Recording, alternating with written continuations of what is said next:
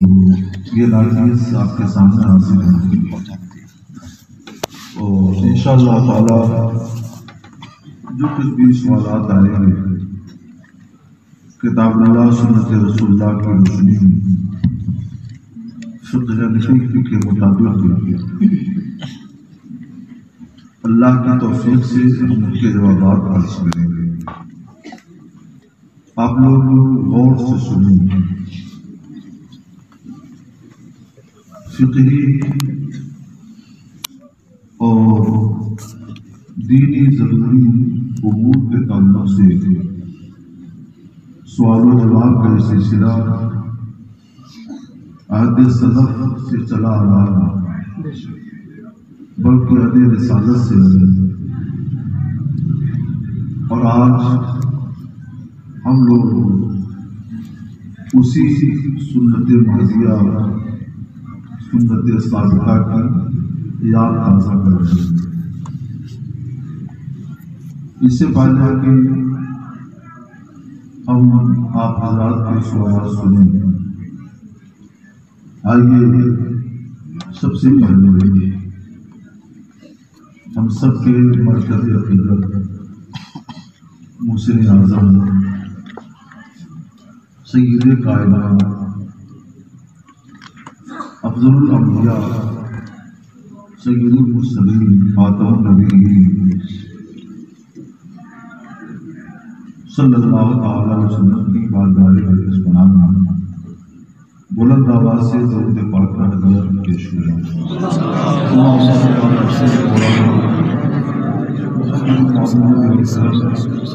وعلی وصحابی وسلم۔ ابھی میں جب اپنے جانکار سے آپ کی درسگاہ میں آنے کے لیے بار مانگا تو اہل محبت کا ایک گروہ پہنچ گیا لانے کے لیے۔ آنا تو مجھے اپنے قدموں سے تھا۔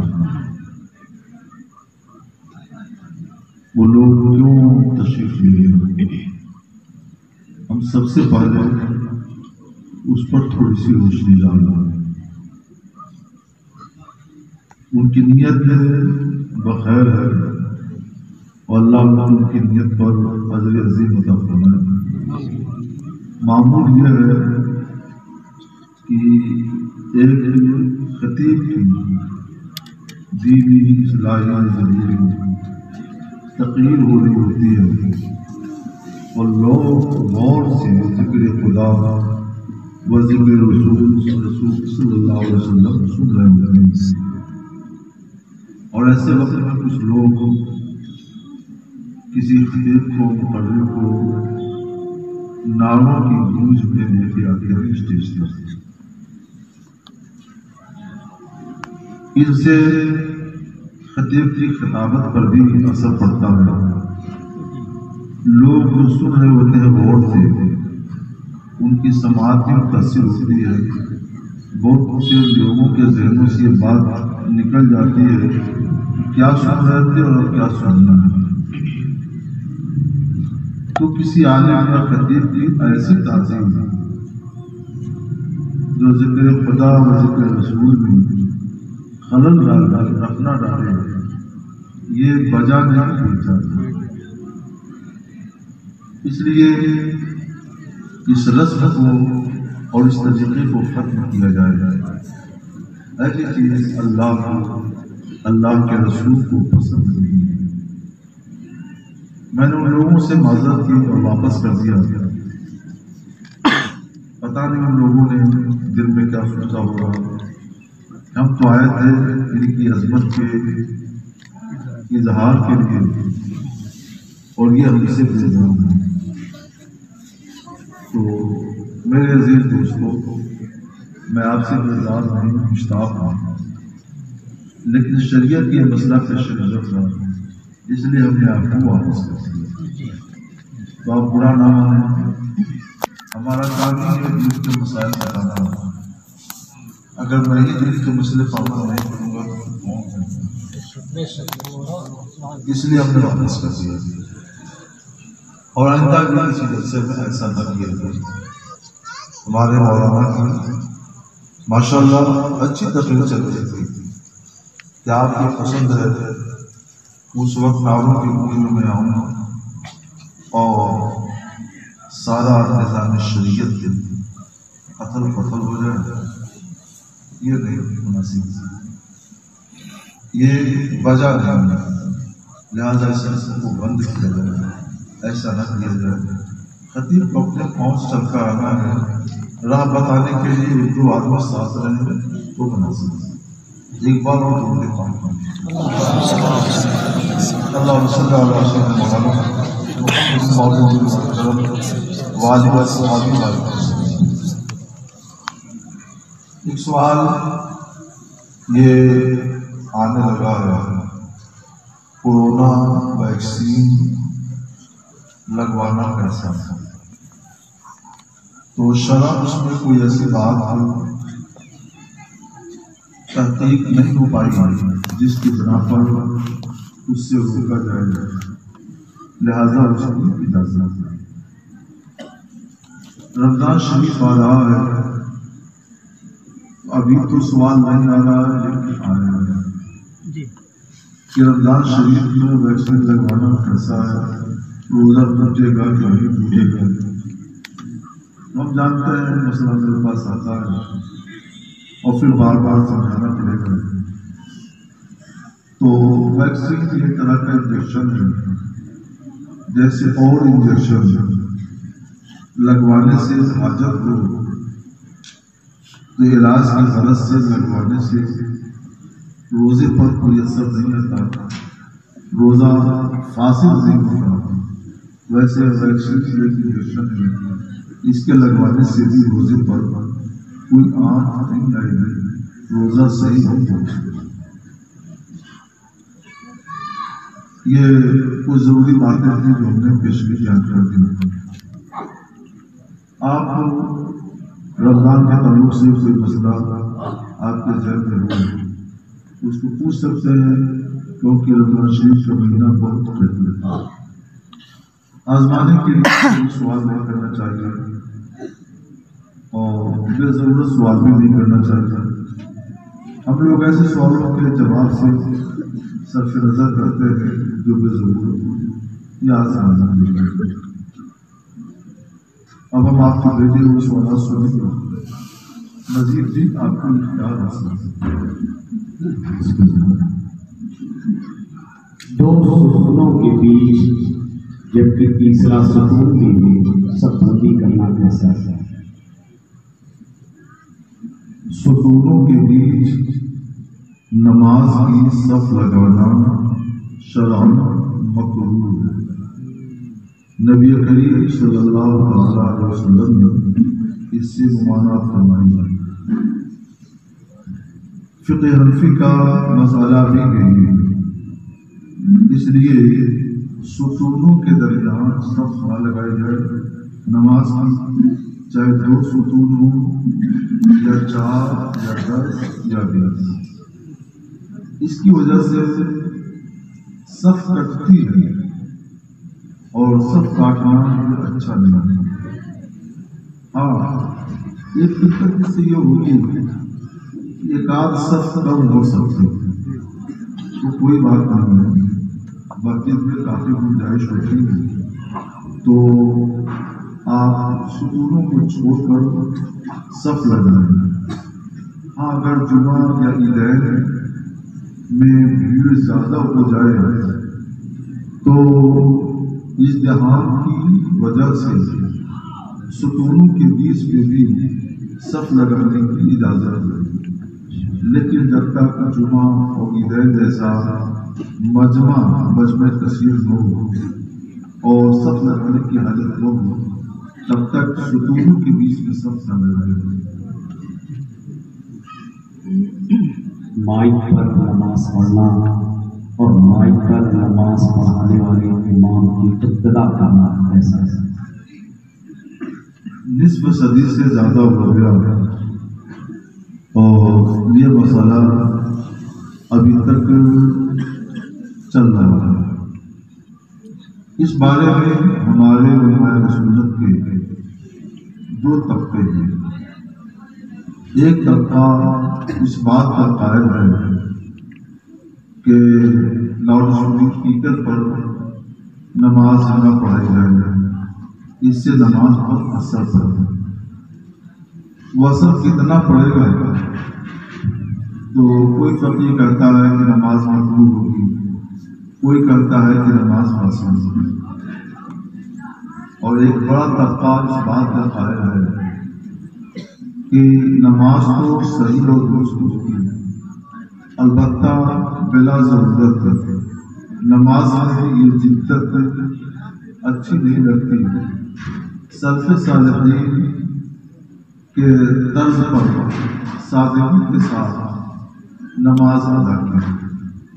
میرا بھی موقف یہی ہے اور یہی میری ترکیب ہے۔ آپ کی مرضی، جس کی تحقیق آپ کو اچھی لگے اس پر آپ عمل کر سکتے ہیں۔ ایسے اختلافی مسئلے میں شریعت اجازت دیتی ہے کہ جس طبقہ فقہا کے فتوے اور تحقیق پر آپ کا دل جمے اس پر آپ عمل کر سکتے ہیں۔ میرا موقف کیا ہوگا؟ شادی طے ہو جانے کے بعد شادی سے قبل لڑکے لڑکی کا آپس میں موبائل سے بات کرنا یا میل ملاپ رکھنا کیسا ہے؟ میل ملاپ رکھنا تو بہت ہی قبیح مذموم ہے، ناجائز وقت ہے۔ میل ملاپ کا مطلب کہ شادی سے پہلے دونوں آپس میں ایک دوسرے سے ملیں، سیر اور تفریح کے لیے ایک ساتھ جائیں، ہوٹلوں میں بیٹھیں، تنہائیوں میں اکٹھا ہوں، تو یہ چیز ناجائز ہے۔ صرف رشتہ طے ہو جانے سے نکاح منعقد نہیں ہوتا، اور لڑکا اور لڑکی آپس میں شوہر اور بیوی نہیں ہوتی۔ رشتہ طے ہو جانے سے بس ایک قول و قرار ہو جاتا ہے کہ آئندہ کبھی مناسب وقت میں دونوں کا عقد مسنون کر دیں۔ جب تک کہ عقد مسنون نہ ہو، دونوں کے درمیان نکاح نہ ہو، اس وقت لڑکا لڑکی کے حق میں اجنبی ہے اور لڑکی لڑکا کے حق میں اجنبی ہے۔ ایسے دو لڑکوں کو ساتھ میں رہنے کے لیے، گھومنے کے لیے، ہوٹل بازی کے لیے، تنہائیوں میں اکٹھا ہونے کے لیے چھوڑ دینا، یہ بڑی بے غیرتی ہے۔ شریعت میں تو اس کے لیے بڑے سخت الفاظ آنے ہیں، ہم الفاظ نہیں کہیں گے، لیکن اتنے یاد رکھیے کہ بہت ہی طویل ہے، بہت ہی مضمون ہے۔ اللہ کو ناگوار ہے، رسول اللہ کو ناگوار ہے، ناجائز ہے، حرام ہے، ایسا نہ۔ میں کال 2013 میں ماریشس گیا، وہاں مجھے یہ بات بتائی گئی کہ آپ ہیں، مجھے بڑی حیرت ہوئی کہ ہمارے مسلمان بھائیوں کی غیرت کہاں چلی گئی۔ میں نے اپنی تقریر میں کچھ آیتیں پڑھ کر لوگوں کو سمجھایا ہے، تو بعد میں بڑے میاں نے کہا کہ مولانا صاحب تقریر تو اچھی کی لیکن اچھی نہیں ہے۔ آپ لوگ ایسا نہ کیجیے گا، جو بات اچھی لگے، اچھی ہو، وہ اچھی لگنا چاہیے۔ رہ گیا مسئلہ فون پر بات چیت کرنے کا، تو ایک مرتبہ مختصر وقت کے لیے بات چیت کی اجازت ہے، ایک آدھ منٹ کے لیے، زیادہ سے زیادہ ایک آدھ منٹ، اور سادہ بات چیت کی، خیر سلام کر لیا، خیریت پوچھ لیا، تعلیم پوچھ لی، لیاقت پوچھ لیا، مشورہ پوچھ لیا، 40-50 سیکنڈ یا زیادہ 1 منٹ پورا ہو گیا، سلسلہ موقوف ہو جائے، اس وقت تک موقوف کر لیا جائے جب تک کہ شادی ہو جائے۔ یہ اجازت اس لیے ہے تاکہ لڑکی کو یہ معلوم ہو جائے کہ عورت میں آواز اور اخلاق کیسی ہے، اور لڑکی کو یہ معلوم ہو جائے کہ شوہر اخلاق میں اور آواز میں کیسا ہے۔ اور یہ چیز رشتے کے لیے مناسب اور مفید ہوتی ہے، اس لیے شریعت نے اس کی اجازت دی ہے۔ اور وہ دو نزدیک سے ایک نظر دونوں کو ایک دوسرے کو دیکھ لے سکتے، اس کی بھی شرعن اجازت ہے، مگر ایک بات، اس سے زیادہ نہیں۔ اور میل ملاپ جس کی تشریح ہم نے کر دی وہ ناجائز ہے۔ مؤذن کا مسجد کے دروازے پر خطبے کی اذان دینے کے بعد خطبے کے دوران اگلی صف میں پہنچنا کیسا ہے؟ مؤذن کا مسجد کے دروازے پر خطبے کی اذان دینے کے بعد خطبے کے دوران اگلی صف میں پہنچنا کیسا ہے؟ سوال آپ نے سمجھ لیا نا کہ خطبے کی اذان مسجد کے باہر دیتے اور پھر وہاں سے چل کر دیتے، تو یہ دو طرح سے ہوتا ہے۔ ایک یہ کہ صفیں لگی ہوئی ہے اور لوگوں کی گردنیں پھلانگ پر جائے، تو پھلانگ پر جانا یہ اچھا نہیں ہے۔ ایسی بات ہو تو مؤذن کو چاہیے کہ اجازت کسی کو دے دے، جب نماز وہیں سے پڑھ لیں گے جہاں سے اذان دیں گے اور تم تکبیر اور اقامت کرتے ہیں۔ پھلانگ پر جانا اچھا نہیں ہے، اس سے توہین ہوتی ہے، بے ادبی ہوتی ہے نمازیوں کی۔ اور دوسرا طریقہ یہ ہے کہ مؤذن سے لے کر خطیب تک کپڑے کی ایک پٹی، ڈبل پٹی بنا کر بچھا دی جائے، جو رنگین ہو، مثلا ہرے کلر میں، ہرا کلر ہمارے یہاں نیلا کلر مانا جاتا ہے، ایک ہری پٹی بچھا دی جائے یہاں سے وہاں، اور لوگوں کو بتا دیا جائے کہ کوئی اس پٹی پر نہ بیٹھے، پٹی کو خالی چھوڑ کر کے رکنا ہو۔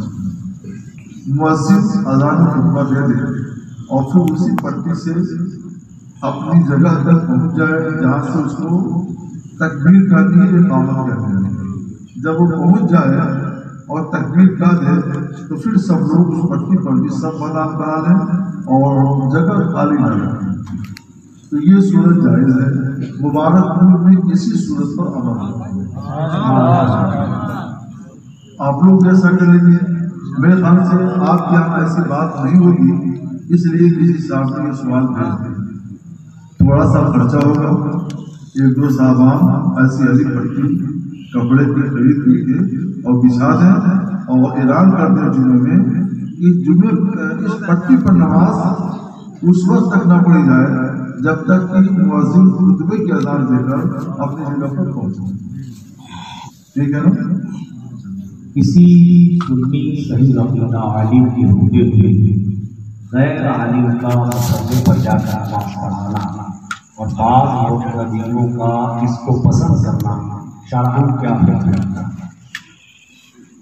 اصل تو یہ ہے کہ جو امام مقرر ہے وہی نماز، اور اس کی اجازت کے بغیر نہ کوئی عالم صاحب آگے بڑھے اور نہ کوئی حافظ اور قاری صاحب آگے بڑھے، جبکہ امام مقرر صحیح طور پر نماز پڑھانا، یعنی قرات صحیح ہو، نماز کے طہارت کے مسائل سے بخوبی آگاہ ہو تو وہی نماز، اور اگر وہ اجازت دے عالم صاحب کو تو عالم صاحب آگے بڑھنا ہے، حافظ یا قاری صاحب کو اجازت دے تو، اور پہلا اجازت کوئی بھی عالم یا حافظ صاحب آگے بڑھے۔ شادی کے پیش نظر دولہا یا دلہن کو کالا حجاب یا کسی اور حجاب لگانا کیسا ہے؟ شادی کے پیش نظر یعنی شادی کی وجہ سے، اس کا مطلب کہ دولہا یا دلہن کے بعد سفید ہو گئے۔ عام طور پہ تو شادی جو ہوتی ہے دولہا دلہن کا لفظ بولا جاتا ہے، یہ جوان ہمارے لوگوں کے لیے بولا جاتا ہے۔ ہو سکتا ہے کبھی کسی بوڑھے بوڑھی کی شادی ہو تو ان کو بھی گمراہ کر سکتے ہیں، مگر جب بوڑھے اور بوڑھی کی شادی ہوگی تو ان کو کالا شاداب لگا کر جوان بننے کیا کرتے ہیں؟ وہ ایسی شادی کا سب جانتا ہے کہ یہ عورت بوڑھا ہو چکی ہے، یہ مرد بوڑھا ہو چکا ہے، تو کیا کالا خضاب لگا دینے سے اور کالا کر دینے سے وہ جوان ہو جائیں گے؟ ایسا نہیں، یاد رکھیں کالا خضاب لگانا یہ ناجائز ہے اور آپ کا گناہ ہے۔ حضور سید عالم یعنی ہمارے اور آپ کے پیارے رسول جناب محمد رسول اللہ صلی اللہ تعالی وسلم نے اس سے ممانعت فرمائی ہے۔ یہ اگر بوڑھے بوڑھے نہ ہوں، کبھی ایسا ہوتا ہے کہ ہمارے لڑکے یا لڑکی کا بال بھی سوکھے ہو جاتے ہیں، زمانہ ایسا چلا ہے، کھانے میں ہم لوگ روز کیمیکل طرح طرح کے اپنے گیہوں چاول وغیرہ کے ذریعے کھاتے رہتے ہیں، اس کا اثر بالوں پر بھی پڑ جاتا ہے اور داڑھی کے بالوں پر بھی، سب کے بالوں پر، آنکھوں پر بھی پڑتا ہے۔ ہو سکتا ہے ہمارے لڑکے لڑکی کے بھی بال سفید ہو جائے، مگر ان کو بھی بال کالا کرنا جائز ہے، وہ بھی بال جس حالت میں اس کی حالت چھوڑ دیں اور شادی کریں۔ بال سے کوئی جوان نہیں، لہٰذا اس کی اجازت نہیں ہے بغیر بال کالا کیے ہوئے شادی کریں۔ لڑکے کے بال سیاہ سفید ہو جائے تو اسے شادی کی جائے، برا نہ سمجھے۔ لڑکی کے بال سفید ہو جائے اور بال آپ کو معلوم ہے نصیب ہے، اس سے شادی کی جائے اور اس سے کنارہ کشی نہ کی۔ یوں ہی بوڑھے اور مرد اور بوڑھی عورت ہو اور شوہر کی مرد کی بیوی کا انتقال ہو جائے، شوہر کے بیوی کے شوہر کا انتقال ہو جائے تو وہ عدت گزار کر دوسرے بوڑھے آدمی سے نکاح کر سکتی ہے، اور یہ اچھی بات ہے، نکاح کر کے ہی رہنا چاہیے۔ کبھی بھی بڑھاپے میں بھی بغیر بیوی کے نہیں رہنا چاہیے۔ کسی اور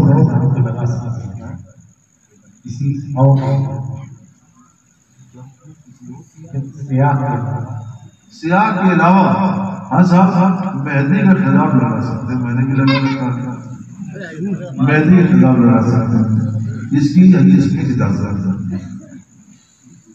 کیا نکاح کے بعد چھوارے پھرنا سنت ہے؟ موجودہ دور میں جس طرح چھوارے پھیرے جاتے ہیں وہی طور کی چھوارے پیروں تلے آ جاتے ہیں اور روکنے والے زخمی تک ہو جاتے ہیں، کیا یہ سنت کے مطابق ہے؟ جہاں تک نکاح کے بعد چھوارے لٹانے کی بات ہے تو سنت تو ہے، خود حضور سید عالم صلی اللہ تعالی علیہ وسلم نے اس خوشی کے موقع سے چھوارے لٹائے۔ اسلام دین فطرت ہے اور خوشی کے موقع سے کچھ نچھاور کرنے اور لٹانے کو جی چاہتا ہے، مگر چھوارے کھجورے یہ بھی رشتے لائی ہے، اس کی بے حرمتی نہیں ہونی چاہیے۔ ایسا نہ ہو کہ لوگ آپس میں دوسرے پر ٹوٹ پڑے، چھوارے نیچے جائیں اور پیروں تلے پڑے اور لوٹے جائیں پوچھتے ہیں، یہ تو رشتے لائی ہے۔ اگر بے حرمتی کا اندیشہ ہے تو ہاتھوں سے تقسیم کرتے ہیں، اور بے حرمتی کا اندیشہ نہیں ہے، لوگ اپنی اپنی جگہ پہ رکھ کر کے لٹی ہوئی چھواروں کو لے لیں تو لٹایا جا سکتا ہے، اور یہ لٹانا مناسب ہے۔ سونے چاندی کے علاوہ جو دوسری دھاتوں کے زیورات بازار میں دستیاب ہیں ان کا پہننا اور پہن کر نماز پڑھنا کیسا ہے؟ پاکستان کے بعض علماء عموم بلغہ کی پیش نظر جواز پسند دیتے ہیں، کیا ہندوستان میں بھی عموم بلغہ متحرک ہے؟ سونے اور چاندی کے زیور کی عورتوں کو یہ اجازت ہے، یعنی عورتوں کے لیے یہ جائز ہے کہ سونے یا چاندی کا زیور استعمال کریں، پہنیں، اپنی بچیوں کو پہنائیں، لیکن سونے اور چاندی کے علاوہ دوسری دھات جیسے لوہا، تانبا، پیتل، المونیم وغیرہ کا زیور پہننا اور پہنانا مقبول تحریمی و ناجائز ہے، لہذا اس سے بچیں۔ ایک اصطلاح ہے عموم بلوہ۔ عموم بلوہ کا مطلب کیا ہوتا ہے؟ آپ سوچیں گے کہ بلوہ کہاں سے، ہم تھوڑا سا سمجھا دیں۔ کوئی ایسا کام جس میں عام طور پر علماء بھی پھنس جائیں، عوام بھی پھنس جائیں، نیک لوگ بھی پھنس جائیں، اور جو لوگ نیکوں سے دور رہتے ہیں وہ بھی پھنس جائیں، عام طور پر سب سے پھنس جائیں۔ اس سے بچنے میں حرج و مشقت و ضرر، جب کوئی چیز ایسی ہو جائے تو اس کو منہ میں بلوا کر۔ اب آپ غور کریں کہ سونے چاندی کے علاوہ لوہے وغیرہ کے جو زیورات بازار میں بک رہے ہیں، کیا ان زیوروں کے پہننے میں وہ منہ میں بلوا ہو چکا ہے؟ عام طور پہ علماء کے گھروں کی بچیاں عورتیں پہنتی ہیں، صالحین کے گھروں کی بچیاں عورتیں پہنتی ہیں، عوام کے گھروں کی عورتیں بچیاں پہنتی ہیں، ایسا نہیں۔ عام طور پر علماء ہوں کی عوام، ان کے گھر کی عورتیں بچیاں چاندی کے زیورات استعمال کرتی ہیں، اور اس سے کم سونے کے زیورات استعمال کرتی ہیں، اور کچھ کو بہت شوق ہوتا ہے کہ سستا سے سستا ہو اور دیکھنے میں لگے سونا ہے چاندی ہے، تو ایسی عورتیں اس طرح کا کام کرتی ہیں۔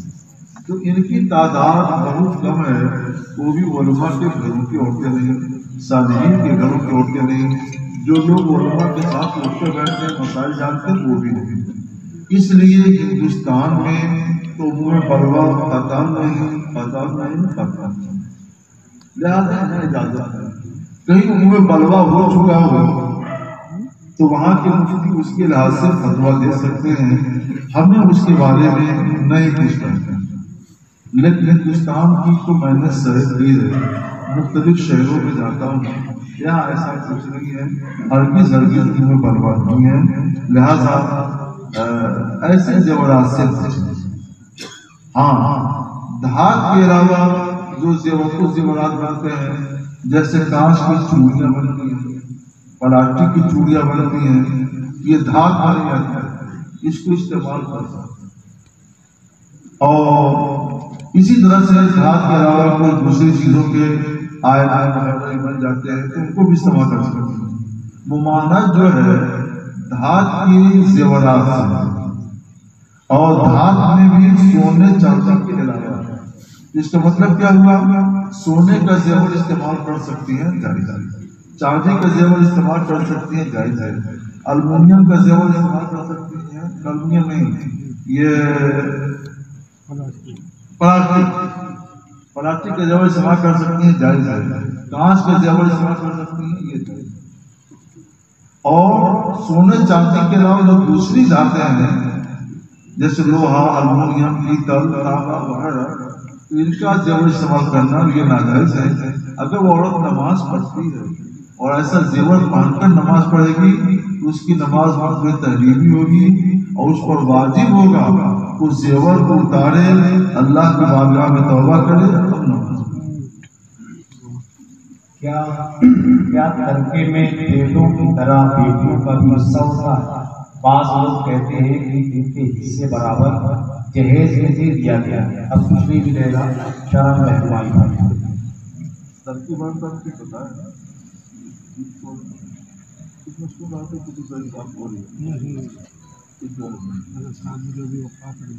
ہاں، حضرت سعد بن وقاص رضی اللہ تعالیٰ کے حدیث میں کچھ ہے، اس کا حساب سن چکے ہیں، وہ بڑی پیاری حدیث ہے جو مولانا نے آپ کو سنائی ہے، لیکن ایک سوال یہ کچھ نوعیت بدلی ہوئی ہے، ہم اسے پڑھ سکتے ہیں۔ ترکے میں لڑکوں کا بھی حصہ ہے اور لڑکیوں کا، فرق اتنا ہے کہ لڑکوں کا دونا ہوتا ہے اور لڑکیوں کا آدھا ہوتا ہے۔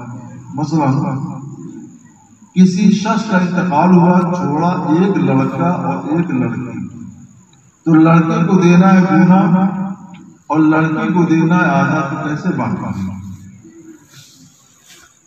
2:3 مان لیجیے 30 روپیہ باپ چھوڑ کر فوت ہو گیا، یا 35 روپیہ مان لیجیے، تو 5 روپیہ تو مثلاً کفن دفن میں خرچ ہو گیا، باقی کتنا بچا؟ 30 روپیہ۔ 30 روپے کو 3 حصوں میں بانٹ دیجیے، اور 3 حصے بانٹنے کے بعد 2 حصہ لڑکے کو دے دیجیے، یعنی 20 روپئے، باقی بچہ 1 حصہ ہے 10 روپیہ، وہ بیٹی کا وہ بیٹی کو دے دیجیے۔ اور آپ سوچیں گے کہ یہ بیٹی کے لیے آدھا کیا ہے، اس کی کچھ وجہ ہے، اللہ کو معلوم ہے۔ دیکھیے بیٹی کی شادی ہوتی ہے، شوہر گھر جاتی ہے، اس کا پورا خرچہ شوہر کے ذمہ چلا جاتا ہے، اس کے ذمہ تو نہ اپنا خرچہ ہے نہ اپنے بال بچوں کا خرچہ ہے، کوئی خرچہ نہیں۔ لیکن بیٹے کے ذمہ شادی ہوگی تو اس کا اپنا خرچہ بھی رہے گا اور اپنی بیوی کا بھی خرچہ رہے گا، بیٹوں کا بھی خرچہ رہے گا، تو اس کے ذمہ ڈبل خرچ ہے، اس لیے اس کو دونا دیا گیا، اور لڑکی کے ذمہ ڈبل خرچ آدھا۔ یہ ہے اس کی۔ اب ایک مسئلہ مولانا نے یہ ذکر کیا ہے کہ کچھ لوگ لڑکی کو جہیز میں دے دیتے ہیں اور کہتے ہیں کہ ہم نے ہمارا ایسا جہیز میں دے دیتے، یہ نہیں مانا جائے۔ اگر آپ کو ایسا کرنا ہے تو پہلے لڑکی اور لڑکی کے حصہ بانٹ دیجیے، اسی طور پر جس طرح میں نے بتایا کہ 3 حصہ کر کے 2 حصہ لڑکی کو بتا دیجیے کہ تمہارا حصہ ہے اور یہ لڑکی کا حصہ ہے، تم اجازت دو کہ تمہارے حصے سے میں تمہاری شادی کا انتظام کر دوں۔ لڑکی بالغ ہے اور اجازت دیتی ہے تو آپ کر سکتے ہیں، لیکن لڑکیاں شرمیلی ہوتی ہیں، حیادار ہوتی ہیں، وہ باپ سے ماں سے گسکا نہیں ہوتی اور کمزور بھی ہوتی ہیں، اور بیٹے سے زیادہ ماں باپ کی خدمت گار نہیں دیں، ان کے ساتھ ایسا نہ کیا جائے۔ یہ کر سکتے ہیں بیٹا ایسا ہے کہ تمہارے حصے میں مثلا 10,000 روپے آتے ہیں، تم اگر اجازت دو تو 5,000 روپے کیش نقد تمہیں دے دیں، اور ہم بھی ذرا پریشان ہیں، اجازت دو تو بقیہ 5,000 روپے سے تمہارے جہیز وغیرہ کا انتظام کر دیں۔ وہ اجازت دے تو آپ کر سکتے ہیں، اب یہ 5,000 روپے اس کے حصے میں مجرد بغیر اس کے بتائے، بغیر اس کو دیے، بغیر اس کی اجازت لیے، آپ نے اپنی مرضی سے جو کچھ کیا یہ آپ کی طرف سے تبرع ہے، احسان ہے، اور تبرع اور احسان کر کے آپ یہ نہیں کر سکتے کہ میں تمہارا حق ادا کروں۔ مثلا کوئی آدمی جا رہا تھا، اس سے آپ نے 100 روپیہ کا بھی قرض لیا، وہ غریب ہو یا کہتا ہے اللہ کے نام پر دے دو، اللہ والے اللہ کے نام پر دے دو، آپ نکلے 100 روپیہ اس کو دے دیا، لے بھائی اللہ کے نام پر مانگا ہے، پھر دیکھا کہ تو وہی آدمی ہے جس نے قرضہ لیا تھا، تو ساتھ ہی بات ملاقات کر کے کہا کیسا ہے، وہ دن جو میں نے تم کو دیا تھا جب تم اللہ کے نام پر مانگ رہے تھے، تو وہ میں نے تمہارا قرضہ دیا تھا، تو مانا جائے گا قرض ادا کیا؟ تو اگر وہ نہیں مانا جائے گا تو یہ بھی نہیں مانا جائے گا۔ ظلم و جبر کا الزام لگاتے ہوئے والدین کی نافرمانی کرنا اور برا بھلا، ظلم و جبر کا الزام لگاتے ہوئے والدین کی نافرمانی کرنا اور برا بھلا کہنا کیسا ہے؟ لا حول ولا قوت الا باللہ۔ ماں باپ کو برا بھلا کرنا، ان کو ظالم کرنا، ان کو جفاکار کرنا، گالی دینا سخت حرام اور برائی ہے۔ ایک زمانہ وہ تھا کہ حضور رحمت عالم صلی اللہ تعالی علیہ وسلم نے یہ بات بیان فرما دی، یہ کبیرہ سے ہے، گناہ کبیرہ سے بڑا گناہ ہے کہ کوئی شخص اپنے باپ ماں کو گالی دے۔ ایک صحابی رسول نے پوچھا یا رسول اللہ، حیرت سے پوچھا یا رسول اللہ کیا کوئی اپنی ماں اور باپ کو بھی گالی دیتا ہے؟ اس زمانے میں یہ سوچا ہی نہیں جا سکتا تھا کہ کوئی محبوب اور کوئی نادان شخص اپنی ماں یا باپ کو گالی دیتا ہے۔ اس لیے پوچھا یا رسول اللہ کوئی شخص اپنی ماں کو گالی دے سکتا ہے، اپنے باپ کو گالی دے سکتا ہے؟ تو سرکار نے فرمایا ہاں اس کی صورت یہ ہے کہ یہ دوسرے کے باپ یا ماں کو گالی دے گا تو اس کے باپ اور ماں کو گالی دے گا، تو اپنے ماں اور باپ کو گالی دلانے کا سبب بننا بھی گالی دینا ہے۔ آج کیسا زمانہ آ گیا کہ خود لڑکا ماں باپ کو ظالم کرتا ہے، جفاکار کرتا ہے، برا بھلا کرتا ہے، گالیاں دیتا ہے، یہ سخت حرام ہے، گناہ کبیرہ ہے۔ ایسا شخص ماں باپ کا نافرمان ہے، اور جو ماں باپ کا نافرمان ہے وہ رسول اللہ کا نافرمان ہے، جو رسول اللہ کا نافرمان ہے وہ اللہ کا نافرمان ہے۔ ماں باپ کی عظمت، ان کا مرتبہ بہت۔ حدیث پاک میں ہے کہ سرکار صلی اللہ علیہ وسلم نے فرمایا کہ جو شخص اپنے ماں باپ کی خدمت کرتا ہے تو صبح سویرے اس کے لیے جنت کے 2 دروازے کھلے۔ ایک صحابی نے عرض کی یا رسول اللہ، اگر کسی کے ماں باپ دونوں میں سے ایک زندہ ہو اور وہ ان کی خدمت کرے تو سرکار نے فرمایا کہ اس کے لیے 1 دروازہ کھلے۔ 1 دروازہ بھی کھلے، جنت میں جگہ مل گئی، چلا گیا جانا ایک ہی دروازے سے، مگر اس کے ساتھ میں 2 دروازے کھل جاتے ہیں۔ وہ ماں باپ کہ جن کی خدمت کی وجہ سے، جن کی دلدہی اور جن کی رضا جوئی کی وجہ سے تم جنت کے اندر ہوتے ہو، تمہارے لیے اللہ جنت ہی دروازہ کھولتا ہے، ان کو تم ظالم وجہ برباد کرتے ہو، گالیاں دیتے ہو، یہ نادانی ہے۔ ہو سکتا ہے کہ ماں باپ جاہل ہیں، ان سے کوئی خطا ہو جائے، واقعہ تو ظلم نہیں ہو، لیکن ماں باپ کے ظلم کی وجہ سے ان کو ظالم کرنا بھیجا ہے۔ حضور حافظ ملت رضی اللہ تعالیٰ جو جامعہ اشرفیہ کے بانی ہیں، زبردست عالم، فقیر، محدث ہیں، اللہ کے ولی ہیں، وہ فرماتے ہیں کہ میاں جائز تو سب کی مانتا ہے، ماں باپ کی بھی جائز ہی مانا تو کیا مانا؟ کیا مطلب کہ ماں باپ اگر تم سے کوئی ایسی بات کہے تو ظلم کی ہو جو تمہاری جگہ میں ناجائز ہے، تو بھی تم اپنے ماں باپ کو تکلیف نہ دے، وہ کام تو نہیں کرنا ہے، وہ ناجائز کام تو نہیں کریں گے، لیکن دوسری باتوں میں ماں باپ کا دل نہیں دکھائیں گے، ان کی شان بے ادبی نہیں کریں گے، ان کو گالی نہیں دیں گے، ان کو برا بھلا نہیں دیں گے۔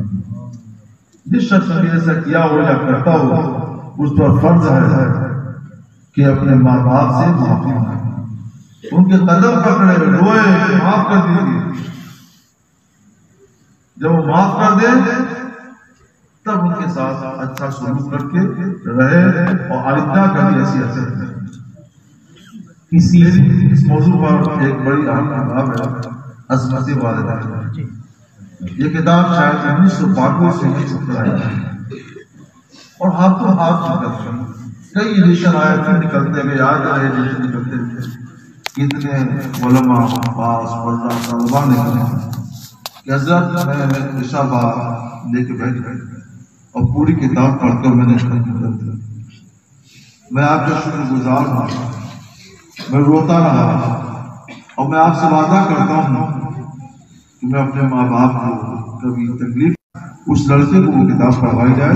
کتاب کا نام ہے عظمت والدین۔ کسی مزار عید کسی جگہ دفن کر کے اس کے ساتھ اصل قبر کی طرح معاملہ کرنا کیسا ہے؟ صرف عید دفن کیا ہے، کسی بزرگ کے مزار میں کیا کرایا، کسی جگہ دفن کرنا۔ عید جو ہے بزرگ تو نہیں ہے، بزرگ الگ ہے، عید الگ ہے۔ قبر کی زیارت مطلب کیا ہے؟ اس میں کوئی مسلمان دفن ہے، کوئی اللہ کی ولی دفن ہے، کوئی حاجی صاحب دفن ہے، تو زیارت کے لیے فاتحہ پڑھ کے صاحب کرنا۔ عید کو کیا حصہ ہے؟ عید پر کیا فاتحہ؟ یہ بلا وجہ کرنا۔ حضرت ایک بزرگ گزرے بہت بڑے مرتبے کے بزرگ دہلی میں سعادت شاہ عبدالعزیز محدث دہلی کے نام، انہوں نے اپنے فتاوی عزیزیہ میں لکھا ہے کہ حدیث نقل کی ہے کہ ملعون من زار قبرا بلا مقبر، وہ ملعون ہے، وہ حدیث کو عنوان سے نقل کرتے ہیں کہ وہ ملعون ہے جو ایسی قبر کی زیارت کو جائے جس میں کوئی دفن نہیں،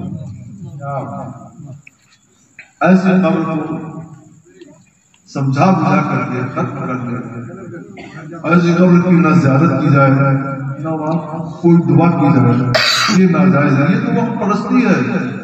میرے دوستوں، آپ وہمی قوم نہیں ہیں، آپ حقیقت کو ماننے والی قوم ہیں، سچائی کو ماننے والی قوم ہیں۔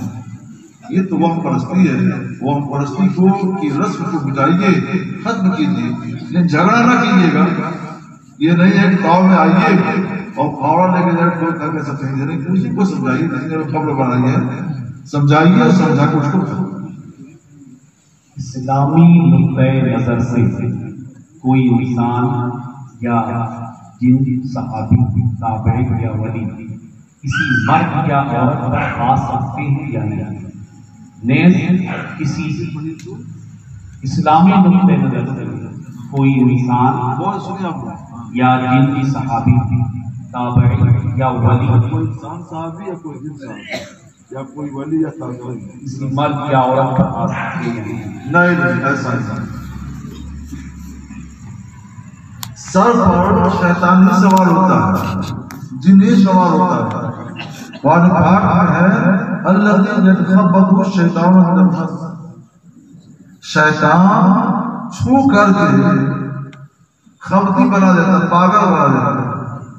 تو یہ کام ہے شیطان کا کہ کسی جان پر کنٹرول کرنا اور تکلیف پہنچانا۔ مگر ایک بات یاد رکھیے، قرآن نے کہا ہے ان الشیطان للانسان عدو مبین، شیطان انسان کا کھلا ہوا دشمن، تو پکڑتا ہے شیطان، سر سے سوار ہوتا ہے شیطان، مگر گمراہ کرنے کے لیے کہتا ہے کہ میں سید سالار رسول غازی ہوں، جھوٹ بولتا ہے تاکہ لوگ سمجھیں کہ جو کام شیطان کرتے ہیں وہ اللہ کے اولیاء بھی کرتے ہیں۔ وہ کہتا ہے میں غوث پاک ہوں، وہ کہتا ہے میں خالد صاحب ہوں، میں فلاں شہید ہوں، میں فلاں فقیر ہوں۔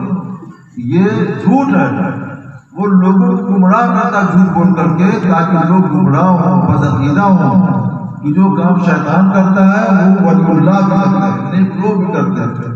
ایسا نیک لوگ تکلیف نہیں پہنچاتے، کسی کی عقل کو اپنے کنٹرول میں رکھ کر اس سے اپنی بات نہیں کرواتے، ایسا وہ نہیں کرتے۔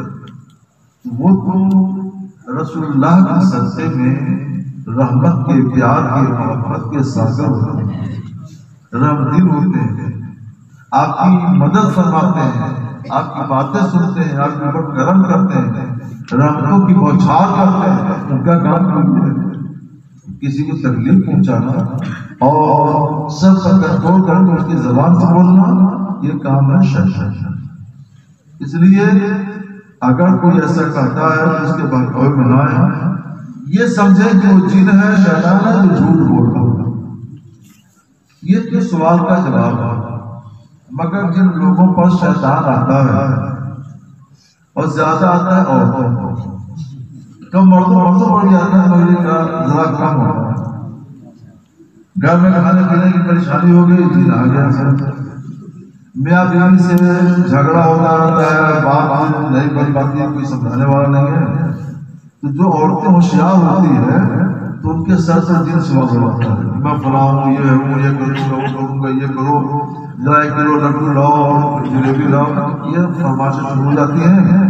اب شوہر صاحب کے بھی اوسان خطا ہو جاتے ہیں کہ تو بڑا گڑبڑ ہو گیا، خبردار جھگڑا کرو تو پٹک کے ماروں گی، دھمکیاں بھی شروع ہو جاتی ہیں صاحب۔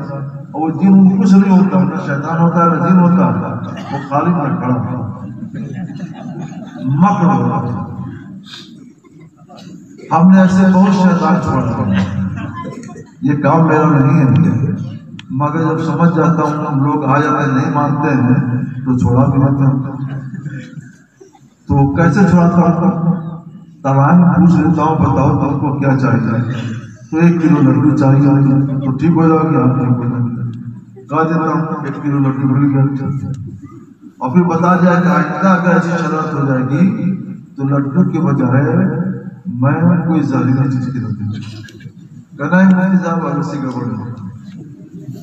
آپ یہ بتا دوں کہ لگ بھگ 95% مکر ہوتا ہے اور 5% صحیح ہوتا ہے، اس میں شیطان ہوتا ہے. تو اس کا علاج یہی ہے کہ گھر میں میاں بیوی آپس میں جھگڑا نہ ہو. جھگڑا ہوتا رہے گا جن شیطان آتا ہے. جھگڑا بند کر دیجیے، پیار سے محبت سے مل جل کر کے رہیے، انشاءاللہ جھگڑے سے محفوظ رہیے گا. اور واقعی دن آتا ہے تو اپنے گھر میں سورہ بقرہ پڑھیے، کبھی نہیں. اسی سے متعلق کسی فاسق معلم کے خواب میں اگر کوئی انسان یا جن آ کر اپنے آپ کو بزرگ ظاہر کرے تو اس کا منانا اس کے نام نیاز پاس جاتا ہے. نہیں یہ بھی کچھ نہیں ہے.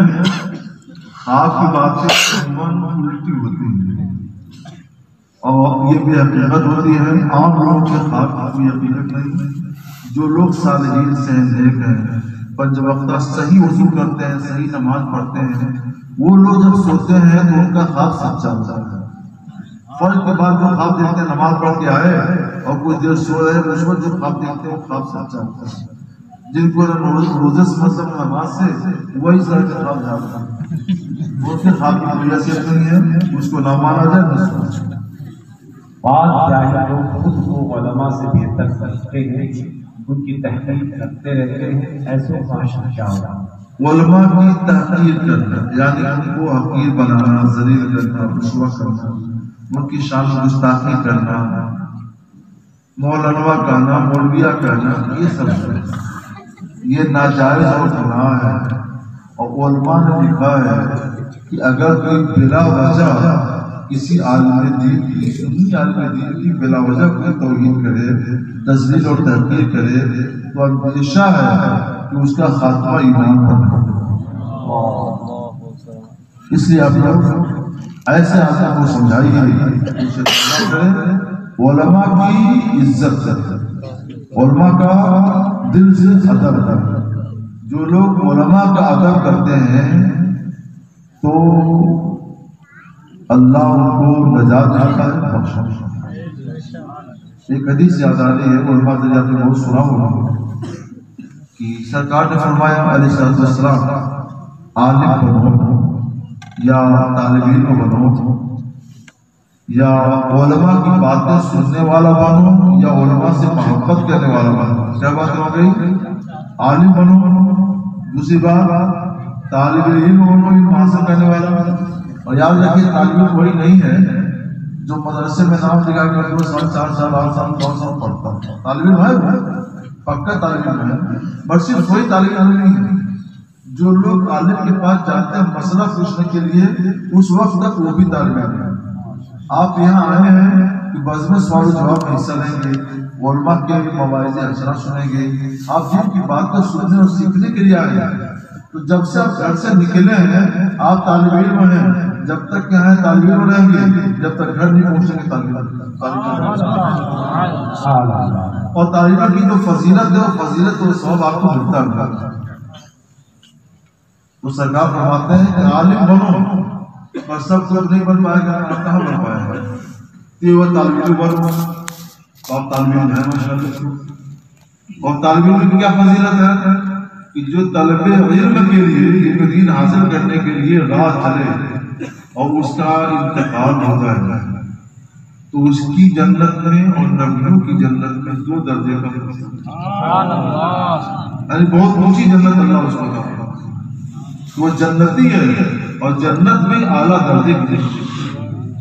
تو اس وقت آپ کتنے خوش نصیب ہیں یا طالب علم ہیں، علم دین حاصل کرنے کے لیے آئے ہوئے ہیں.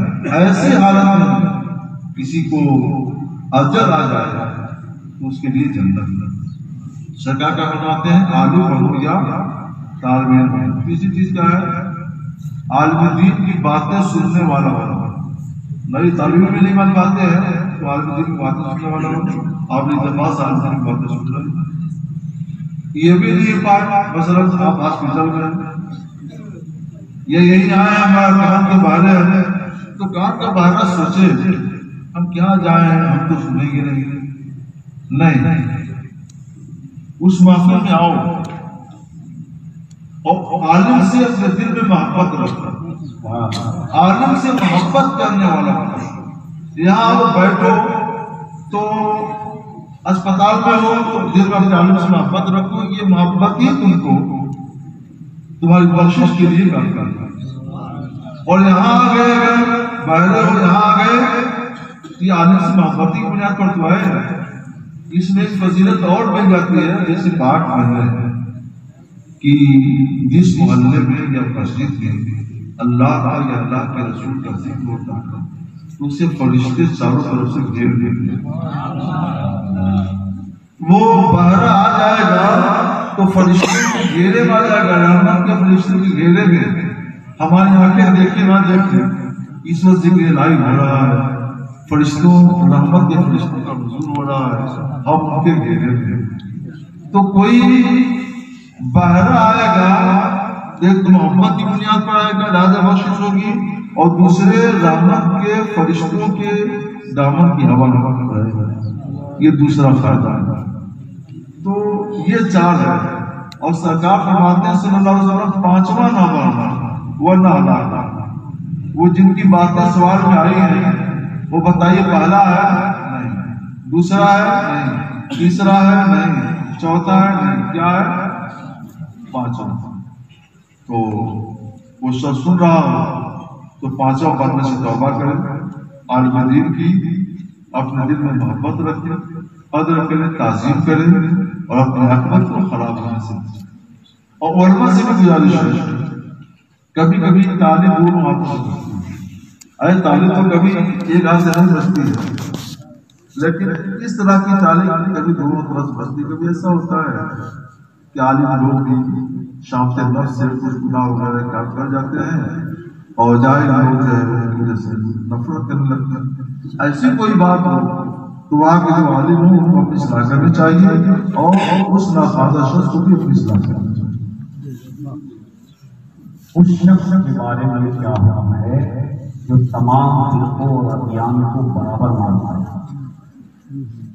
تمام فرقوں، دو فرقوں سے مراد باطل فرقے، حق فرقے، وہ فرقے جو مسلم ہیں اور وہ فرقے جو مرتد ہو چکے ہیں، ان سب فرقوں کو جو حق مانے، ایک طرح کا مانے اور سب سے اصول رکھے، اس کو اصول کلی کہتے ہیں۔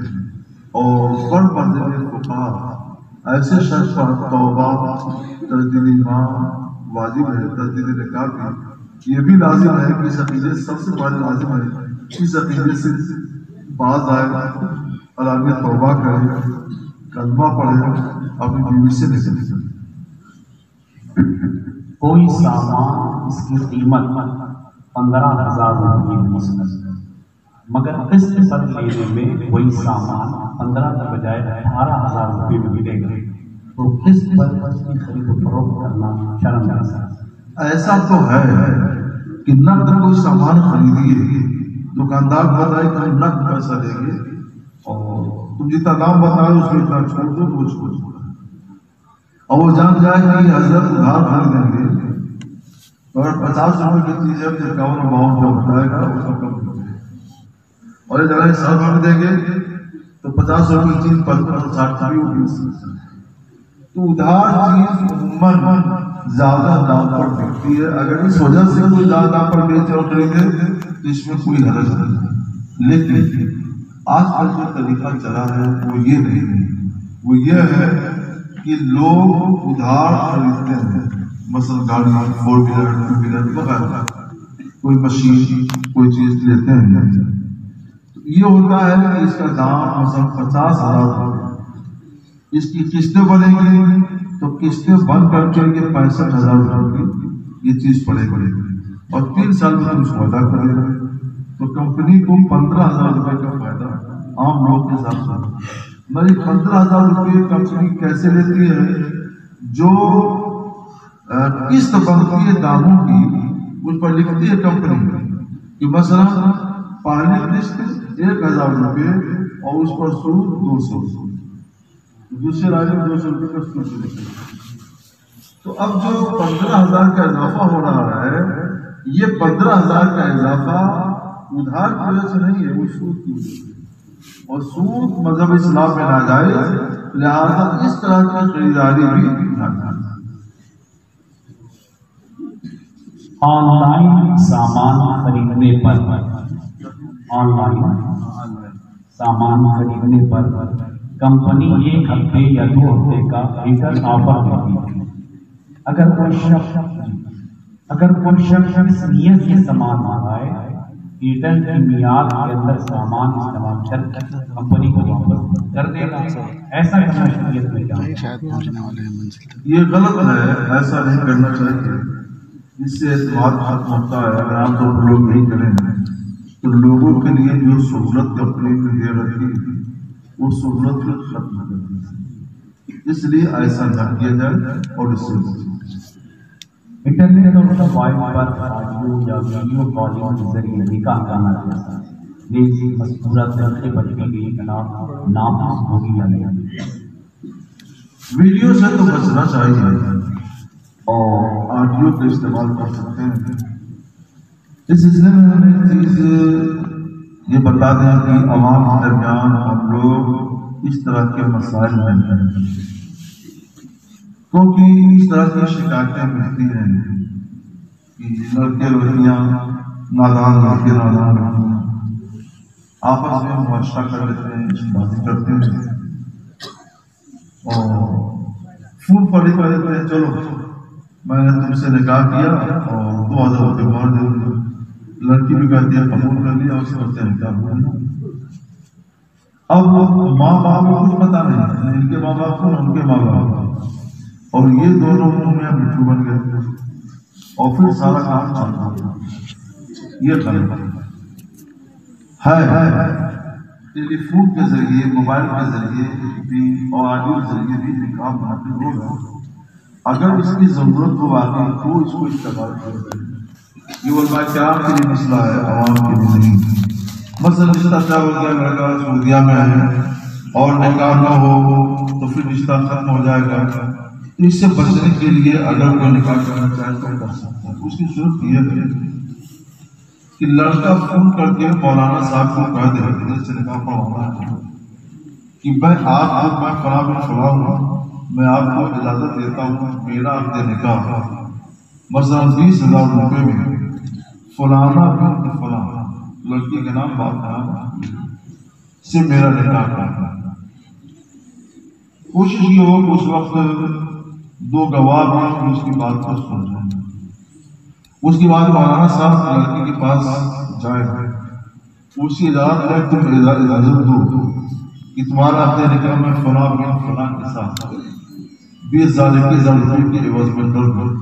وہ اجازت دے دے تو مولانا صاحب مجلس میں جائیں، وہاں 10-12 لوگ اس کی مجلس جمع ہو، گواہان ہو، سب ہو، وہاں خطبہ پڑھنا، وہاں اعلان کریں کہ فون کے ذریعے 2 گواہوں کے موجودگی میں فلاں بن فلاں نے مجھ کو یہ اجازت دی ہے کہ میں اس کا نکاح اتنے مہر کے عوض میں فلانا بن فلاں چاہتا ہوں، اور میں لڑکی کے پاس گیا تھا، فلانا بن فلاں نے بھی مجھ کو وکیل بنایا، اجازت دی ہے کہ وہ اس کا اپنے نکاح مثلا 21,000 روپئے میں فلاں بن فلاں کے ساتھ کرتا ہوں۔ یعنی میں لڑکے کا بھی وکیل نکاح ہوں اور لڑکی کا بھی وکیل نکاح ہوں، آپ لوگ اس کے گواہ ہیں۔ اب میں نے اپنی وکالت میں فلاں بن فلاں کا اپنے نکاح اتنے روپے مال کے عوض میں فلانا بنت فلاں کے ساتھ کیا، اور پھر خود ہی قاضی نے قبول کیا، تو اس کا یہ الزام قبول اس طریقے سے اگر ہوگا تو نکاح صحیح اور پختہ اور نافذ ہوگا۔ یہ کام کوئی مولانا صاحب کر سکتے ہیں، اس لیے عوام کو اس کو نہیں پڑھنا چاہیے۔ اپنے علاقے کے جو علماء ہیں ان سے آپ جڑے رہیں اور وہ آپ کو جیسا بتائیں اس کے مطابق عمل کریں۔ دکان، مکان یا شادی کے لیے بینک یا کسی اور ادارے سے لون لینا کیسا ہے؟ دکان مکان یا شادی کے لیے بینک یا کسی ادارے سے لون لینا جیسے بینک سے جو لون لیا جاتا ہے وہ تو سودی ہوتا ہے، وہ ناجائز ہے۔ ادارے کا مطلب کوئی مالیاتی ادارہ وہ بھی سود پر قرض لے تو یہ بھی ناجائز ہے۔ کسی مہاجن کے ہاتھ سے سودی قرض لے یہ بھی ناجائز ہے۔ سود سے پاک کوئی قرض دے دے اس کو قرض حسن کہا جاتا ہے، تو وہ لینا جائز ہے۔ اور سودی قرض لینا چاہے ادارے سے ہو، چاہے مہاجن سے ہو، چاہے بینک سے ہو، یہ ناجائز حرام ہے۔ سرکاری اسکیم کو جھوٹ اور فریب سے حاصل کرنا، بجلی چوری کرنا، بینک اور میڈیا میں خرابی پیدا کر دی جائے یا بغیر کنیکشن لیے نیز بس یا ریلوے کا سفر بغیر ٹکٹ کے کرنا کیسا ہے؟ فریب دینا، چوری کرنا کسی کے ساتھ جائز نہیں، نہ اپنے گھر والوں کے ساتھ، نہ دوسروں کے ساتھ، نہ حکومت کے ساتھ۔ بغیر ٹکٹ لیے ریل کا سفر کرنا یا بس کا سفر کرنا یہ ناجائز اور گناہ ہے، یہ چوری بھی ہے اور اپنی عزت کو داؤں پر لگانا ہے۔ اور اسی طرح سے بجلی کی چوری بھی چوری ہے، لہذا اس سے بھی بچیں۔ چوری کرنا جائز ہے، فریب دینا جائز ہے۔ چوری کے بارے میں سرکار کی نصیحت ہے، فریب کے بارے میں سرکار کی ممانعت ہے، لہذا اس سے بچیں اور پاک اور حلال روزی کھائیں، کھلائیں، آرام سے بچیں۔ مسجد میں کرسی پر نماز ادا کرنا، مسجد میں ہو یا گھر پر ہر جگہ کا حکم ایک ہے۔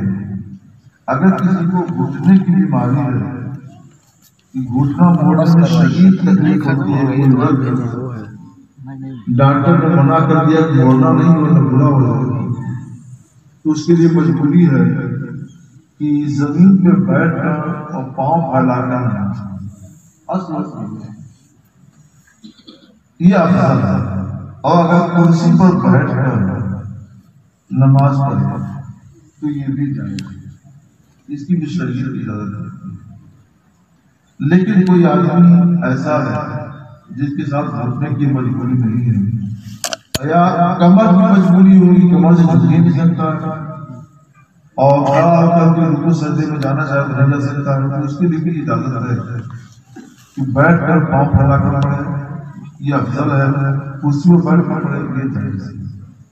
لیکن جن کو ایسا کوئی عذر نہیں ہے، نہ گھٹنے کا، نہ کمر کا، نہ کوئی ایسا عذر جس کی وجہ سے وہ کھڑے ہو کر رکوع سجود کرنے سے آجز ہیں، تو ان کے لیے کرسی پر بیٹھ کر نماز پڑھنا جائز نہیں ہے، نماز نہیں ہوگی نہ مسجد میں نہ گھر میں۔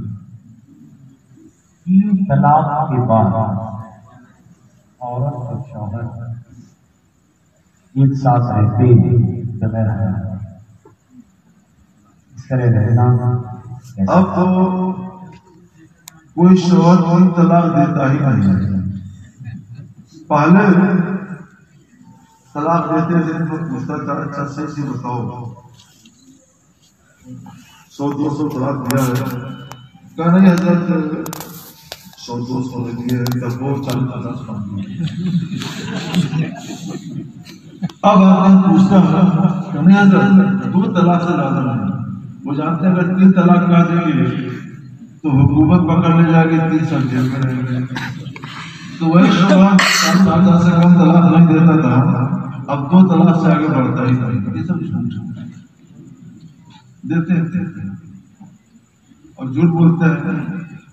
بہرحال شریعت ہے یہی ہے کہ ان کو الگ رہنا چاہیے، اور بچوں کے لیے کوئی بچے ہوں تو ان کے لیے کوئی مناسب اور معقول بندوبست محلے والوں کو سماج میں ضرور کرنا چاہیے۔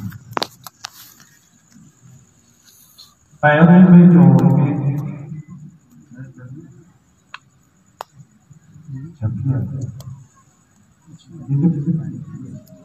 پیروں میں عورتیں وہ چھلا ہوتا ہے، وہ کرنا پہلے تو کیسا پاگل ہے کیا؟ کہیں چھبیا بولا جاتا ہے، کہیں چھبیا بولا جاتا ہے۔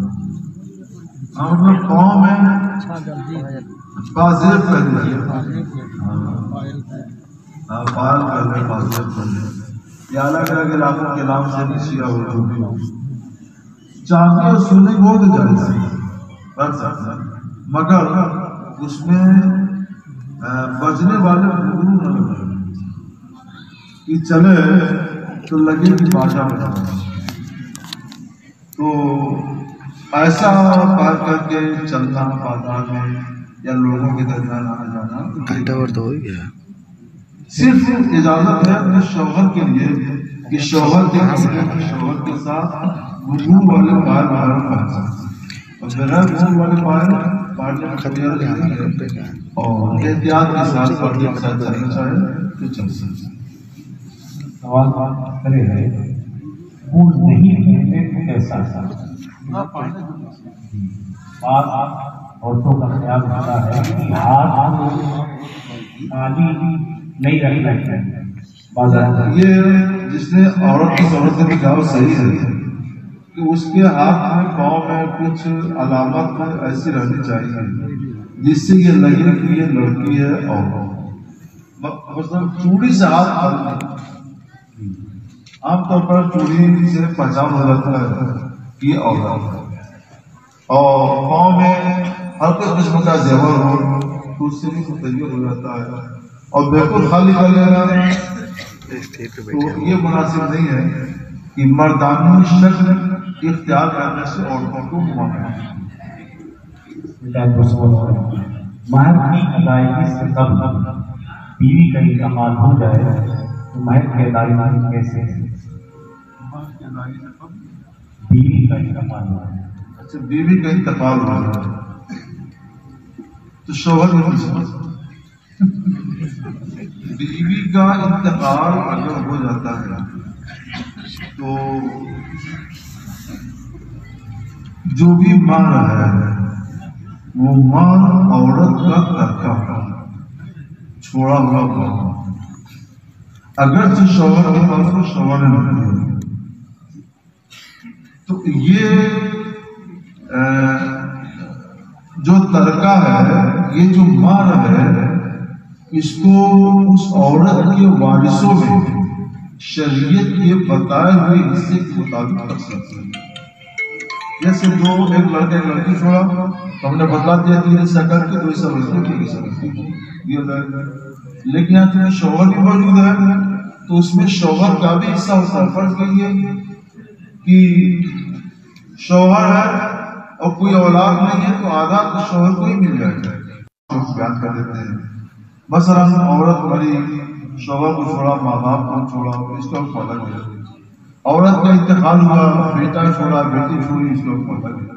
یہ سب الگ الگ صورتیں ہوتی ہیں لیکن اتنا تو ہے کہ وہ جو اس کا مال ہے یا عورت کا ترکہ ہے جو چھوڑا ہوا مال ہے اور وہ مال اس کے وارثوں کا حصہ ہے. ظاہر شوہر پر لازم ہے کہ اس کے جو وارثین ہیں مسئلہ پوچھ کر جس کا جتنا حق بنتا ہے اس کو اتنا حق دے دے.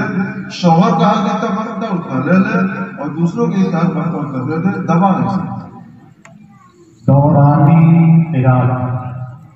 دوران تلاوت سامعین کا سبحان اللہ الحمدللہ کہنا کیسا تلاوت. اچھا یعنی قرآن پاک کوئی قاری صاحب پڑھ رہے ہیں جب آواز اچھی ہوتی ہے اچھا پڑھتے ہیں جہاں وقفہ کیا سجدہ کیا لوگ کہتے سبحان اللہ ماشاء اللہ. یہ نہیں کرنا اور چپ رہو بولنا نہیں تاکہ تم پر رحم کیا گیا. تو اگر آپ نے کہہ دیا سبحان اللہ آپ نے کہہ دیا ماشاء اللہ تو آپ چپ تو نہیں رہے تو آپ نے قرآن کے حکم کی خلاف ورزی کر دیا. ایسے وقت میں اللہ یہی چاہتا ہے کہ آپ چپ رہیے آپ خاموش رہیے.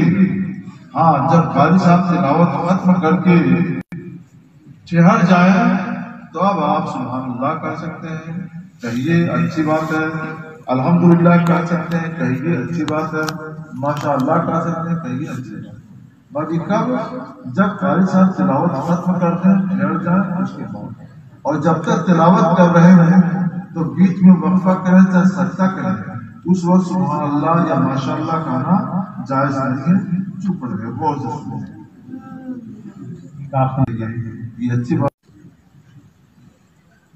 ٹھیک ہے، آپ لوگوں کو پوچھنا اس کا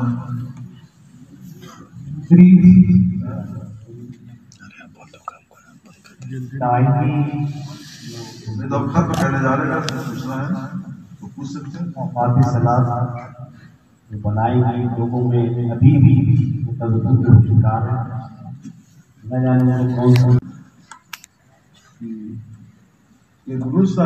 شاید گورکھپور کے لیے تقریر کردہ اسی تقریر کردہ نفس محفوظ ہے اور صحیح ہے. تو میرا بھی نسبت ہے. ایک اور مولانا ہے ہمارے 3 علماء نسبت یہ صحیح ہے اور تحقیق کر کے سوچ سمجھ کے بنایا گیا ہے. اس کے مطابق آپ کو عمل کرنا چاہیے. اور اگر اس سے زیادہ کہیں بتایا جاتا ہے جیسے مان لیجیے اس میں سحری ہے 3 بج کر 30 منٹ پر اور دوسرے میں لکھا ہے 3 بج کر 35 منٹ. اس میں روزہ جانے کا اندیشہ ہے. روزہ جانے کا اندیشہ ہے. مسئلہ یہ ہے شبہ مسئلہ یہ ہے کہ عبادات میں جس بات پر احتیاط ہو اس پر عمل کرنا ہوتا ہے. اب آپ یہ نہیں جانتے اس نقشے پر عمل کرے گا اس نقشے پر یہ صحیح ہے کہ وہ صحیح ہے. ہر آدمی صبح دن بھر آپ بھوکے رہیں گے تو اتنی سخت اور مشکل عبادت کو شبہے میں کیوں ڈالیں؟ اتنی مشکل عبادت بھی ہو اور شبہ بھی ہو. مان لیجیے آپ ڈاکٹر کے یہاں گئے اور کوئی بیماری ہو گئی. آپ کو ڈاکٹر کہتا ہے انجیکشن لگے گا 5,000 ایک انجیکشن کا 5,000. ڈاکٹر صاحب ٹھیک ہو جائیں گے تو کہتے ہیں شبہ. آپ لگوائیں گے کہ 5,000 روپیہ بھی تو پھر بھی شبہ آ رہا ہے پتا نہیں ہم ٹھیک ہوئے کہ نہیں ہوئے. وہاں چلے جائیں گے. دوسرے ڈاکٹر نے کہا کہ 4,000 کا انجیکشن ہے اور لگ جائے گا تو 5 منٹ کے اندر تو فوراً ٹھیک ہو جائے. تو آپ فوراً اس کو لگوا لیجیے گا اور آپ کے دل کو اطمینان ہے. 3:25 پر آپ کو بھی اطمینان ہے ہم کو بھی اطمینان ہے سب کو. تو 3:25 پر کر لیجیے. 29 پر جائیں گے 35 پر جائیں گے. ٹھیک ہے نا. یہ نقشہ ویسے صحیح ہے لیکن سحری میں اس نقشے سے بھی 5 منٹ پہلے آپ کو سحری بند کر دیا اور افطاری میں 2 منٹ لیٹ کر کر بس. اب اس میں لکھا ہے 6:30 تو آپ افطاری کریں کیا بجے 6:32. اور کسی نقشے مان لے لکھا ہے 6:28 تو نہ 28 نہ 30 ہمارا چلے گا 32. 6:15 تاکہ آپ کو پورا اطمینان ہو. آپ کے دل کی اطمینان ہو جائے آپ کو اچھی طرح سے کہ ہم نے جو دن بھر روزہ رکھا 14 گھنٹے کا 14.5 یا 15 گھنٹے کا یہ روزہ پکا صحیح ہے بالکل دوسرا. تو 2 منٹ انتظار کر لینے میں کیا ہوگا. تھوڑا سا اور صبر کر لیجیے. جس نے 15 گھنٹے صبر کیا ہے گرمی میں وہ 2 منٹ اور صبر کر لے تاکہ یقین ہو دل کی اطمینان ہو کہ اس کا روزہ بالکل صحیح ہے اللہ کی بات ہے. ٹھیک ہے نا. ویسے یہ نقشہ صحیح ہے اس کے مطابق آپ عمل کریں. البتہ افطاری میں 2 منٹ بڑھا لیجیے اور سحری میں 5 منٹ پڑھا.